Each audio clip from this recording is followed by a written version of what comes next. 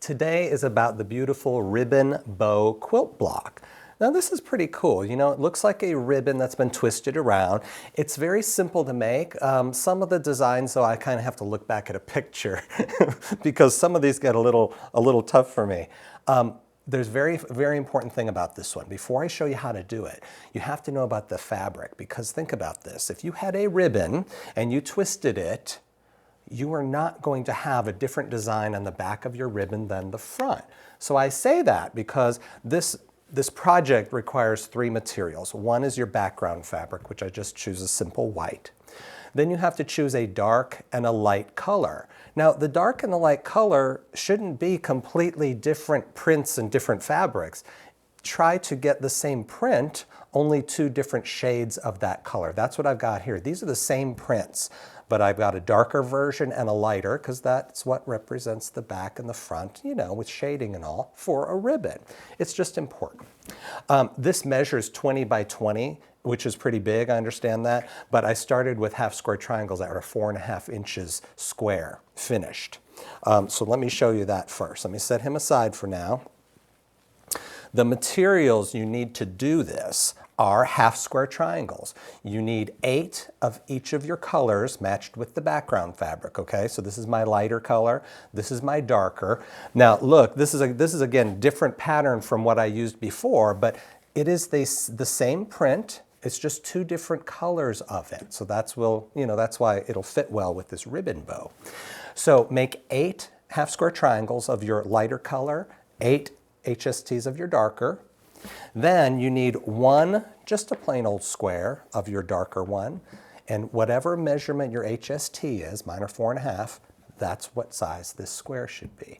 Now with your lighter color, you need 8 squares of your lighter fabric, again, to match the size of your HST. So once we've got all that, well then it's time to start piecing it together. And this is where sometimes I look at I have a cheat sheet that I look at, because I'll go, whoa, okay, let's see. So you start with your dark one in the center, and then I place the lighter solid ones all around it. Then we start building, because I need a dark, and you can see I'm cheating because I'm looking off to my left, and that's okay. And then I want to go over here.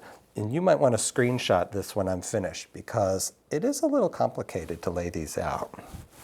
And this is going to be the lighter version right here. Then I have done some cheating ahead of time, because I want to talk about this top row. So let me just lay it out for you first, and we'll come back to that as soon as I lay the rest of this out, okay? And then I need lighter here, darker here, and here, and we're almost there. Darker here, and here, and then my lighter ones. You can kind of see how it makes the ribbon. But yeah, it makes me do a double take on it a couple of times, because I'm like, wait a minute. And this, my friends, is the design.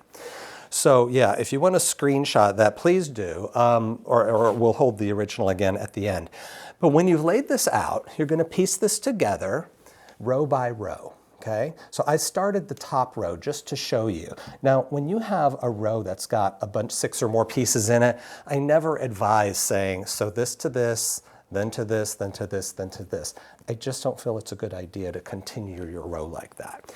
I prefer to do them in 2s. So if you can see, I have sewn these 2 together, and I have sewn these 2 together. So next on this top row, I would just lay this right sides, stitch it there, and then of course lay this over and stitch it there, and my entire row will be put together.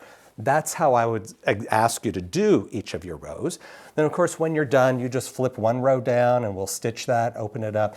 You just do one row at a time. So it's easy to do once you get your cutting done. But remember, 8 HSTs of the dark, 8 of the light, and then you need 8 squares of the light and 1 square of the dark. And then we have a beautiful ribbon bow quilt block. I love this. Happy sewing.